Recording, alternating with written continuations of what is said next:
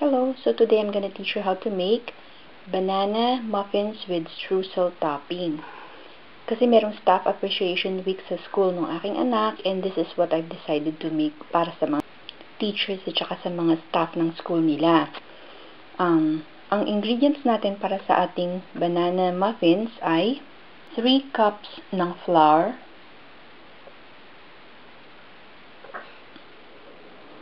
1 teaspoon ng salt, 3 teaspoons ng baking powder, 1 cup or 2 sticks ng butter, 2 cups ng sugar. We're also gonna need banana. So, the best na magagamit yung banana dito is yung overripe o yung talagang hinog na bananas kasi una, madali siyang i-mash at pangalawa, mas matamis siya kaysa dun sa hindi pa masyadong ripe. 2 eggs, 2 tablespoons of milk. So, this is 1 teaspoon ng baking soda na idadilute natin o ihahalo natin sa 1 tablespoon ng water. Kailangan din natin ng 2 teaspoons ng vanilla extract. So, yun ang gagamitin natin for our cake.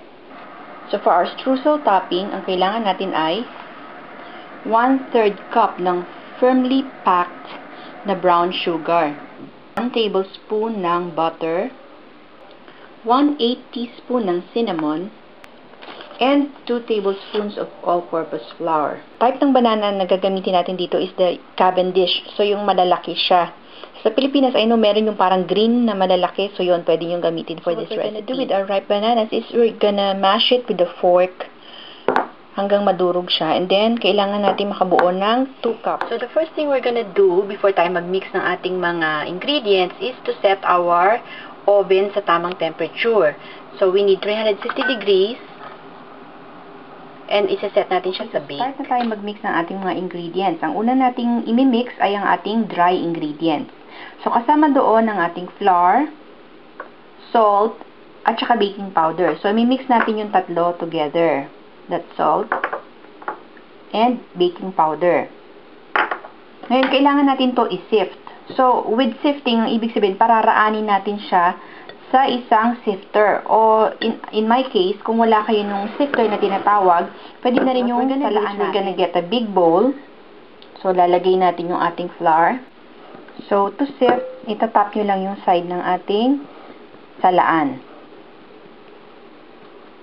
So, yan. Yung powder na lumalabas is pinong-pino. Gawin lang natin to hanggang maubos natin lahat yung ating dry mixture. So, ngayon na-mix na natin yung ating dry ingredients, doon naman tayo pupunta sa ating wet ingredients. So, dito sa bowl, I've cracked 2 eggs. Pabatihin natin ng konti. And to it, i-add natin yung ating 2 tablespoons ng milk. And then, ihahalo natin yung baking soda na dinilute natin sa 1 tablespoon ng water. And last is our vanilla. So, we're just gonna mix it all up. And then, isa-set aside din natin siya kagaya ng ating dry ingredients. So, sa isang malaking bowl, I have my 1 cup of butter. Ngayon, ang gagawin natin is we're gonna cream together the butter at saka yung sugar. So, medyo mix lang natin yung ating butter with a handheld mixer hanggang maging medyo fluffy siya.